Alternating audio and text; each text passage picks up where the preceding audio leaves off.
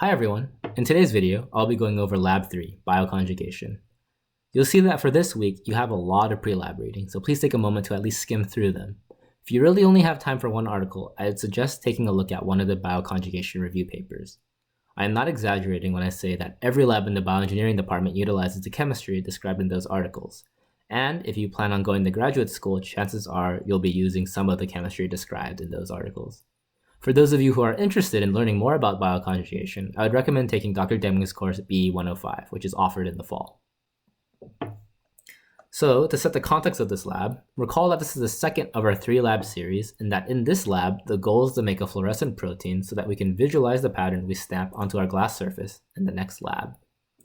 So briefly, here's the gist of the lab today. First, you're going to be reacting NHS fluorescein with BSA. You'll be doing this through the amine group as you have discussed in lecture. When you perform this reaction, you'll have two byproducts. First, you'll have BSA fluorescein, and then you'll also have free-floating fluorescein. This can either exist as an unreacted form or a hydrolyzed form.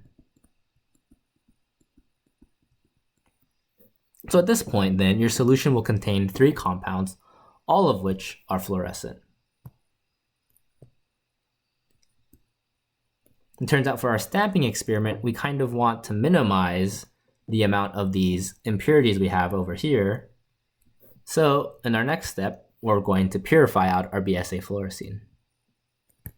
To do this, we'll be filtering this entire solution through a size exclusion column. You'll be generating these in the lab, and your TA will demonstrate this for you. The principle is that BSA and fluorescein is a much larger molecule compared to the fluoresceins by themselves. So because of this, you'll actually be able to separate out so that you only have BSA fluorescein out of the column, and that your fluorescein NHS and free fluorescein will remain stuck in the column here. After you filter out your BSA fluorescein, you'll want to quantify exactly how many fluorescein groups you have per BSA.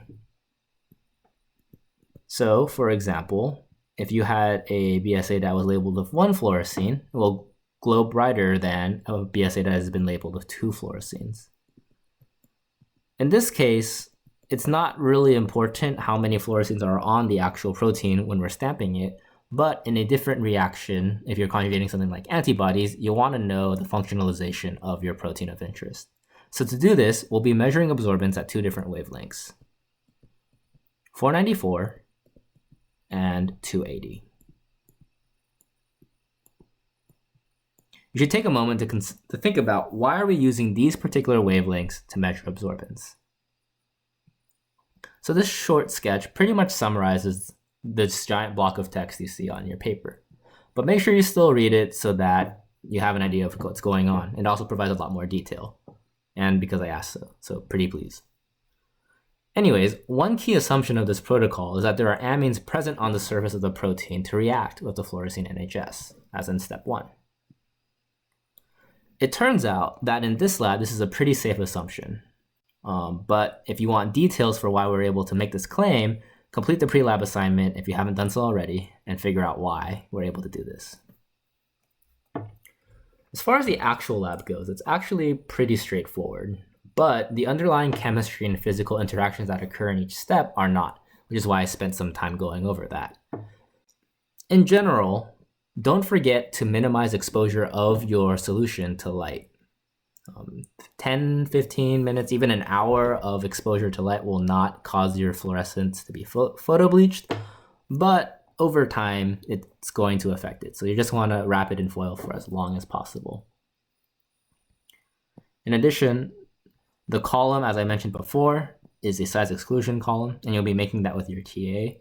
Again, it's pretty simple. One thing to watch out for is to not let the column itself dry out. So I would just make a note in this section saying, don't dry it out.